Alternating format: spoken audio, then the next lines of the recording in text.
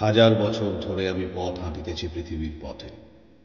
সিংহল সমুদ্র থেকে নিশীথের অন্ধকারে মালয় সাগরে অনেক ঘুরেছি আমি।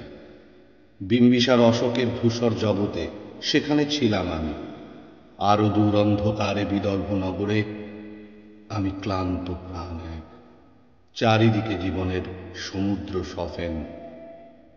আমারে দুদণ্ড শান্তি দিয়েছিল নাটোরের বনলতা সেন।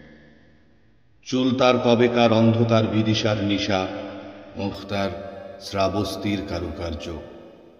অতি দূর সমুদ্রের পর হাল ভেঙে যে নাবিক হারায়েছে দিশা, সবুজ ঘাসের দেশ যখন সে চোখে দেখে দারুচিনি দ্বীপের ভিতর, তেমনি দেখেছি তারে অন্ধকারে।